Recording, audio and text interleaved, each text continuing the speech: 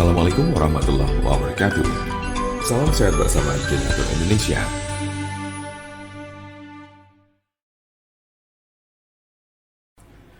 Penyakit stroke adalah penyakit yang terjadi ketika pasokan darah menuju otak terganggu atau sama sekali berkurang, sehingga jaringan otak kekurangan oksigen dan nutrisi. Dalam beberapa menit, sel-sel otak mulai mati. Penyakit ini merupakan kondisi yang dapat mengancam hidup seseorang dan dapat menimbulkan kerusakan permanen. Ada 3 jenis kondisi. 1. Stroke iskemik. Penyakit stroke iskemik adalah kondisi yang terjadi ketika pembuluh darah yang menyuplai darah ke area otak terhalang oleh bekuan darah. Jenis penyakit ini bertanggung jawab atas 87% dari total kasus penyakit ini. Bekuan darah sering diakibatkan oleh aterosklerosis yang merupakan pengumpulan timbunan lemak di lapisan dalam pembuluh darah. Sebagian dari timbunan lemak ini bisa lepas dan memblokir aliran darah di otak Anda. Konsepnya mirip dengan serangan jantung, di mana gumpalan darah menghalangi aliran darah ke sebagian jantung Anda. Kondisi ini bersifat embolik, yang berarti bekuan darah berasal dari bagian lain di tubuh Anda dan kemudian berpindah menuju ke otak, lalu biasanya dari jantung dan arteri besar di dada bagian atas dan leher. Diperkirakan 15% kasus embolik ini disebabkan oleh kondisi yang disebut fibrilasi atrial. Ini adalah sebuah kondisi yang membuat jantung Anda berdetak tidak teratur. Ini menciptakan kondisi di mana gumpalan bisa terbentuk di jantung, terlepas dan berjalan ke otak. Bekuan darah yang menyebabkan kondisi ini tidak akan hilang tanpa pengobatan. 2. Stroke hemoragik. Penyakit stroke hemoragik terjadi saat pembuluh darah di otak mengalami kebocoran atau pecah. Stroke hemoragik menyumbang sekitar 13% dari total kasus penyakit ini. Kondisi ini berawal dari pembuluh darah yang melemah, kemudian pecah dan menumpahkan darah ke sekitarnya. Darah yang bocor jadi menumpuk dan menghambat jaringan otak di sekitarnya.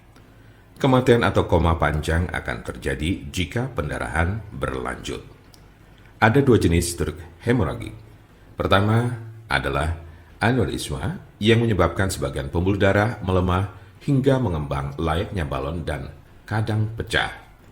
Lalu lainnya adalah malformasi arteriovenosa, yaitu kondisi pembuluh darah yang terbentuk secara abnormal. Jika pembuluh darah semacam itu pecah, bisa menyebabkan stroke hemoragik. 3. Stroke ringan. Transient ischemic attack atau TIA, atau sering disebut stroke ringan, adalah kekurangan darah pada sistem saraf yang berlangsung singkat. Biasanya kurang dari 24 jam atau bahkan hanya dalam beberapa menit. Kondisi ini terjadi saat bagian otak tidak mendapat pasokan darah yang cukup. Anda memiliki resiko stroke ringan yang lebih tinggi apabila Anda pernah mengalami transient ischemic attack. Penyakit stroke dapat terjadi pada golongan usia berapapun. Anda dapat meminimalisir terkena penyakit ini dengan mengurangi faktor-faktor risiko. Pengobatan penyakit stroke di rumah.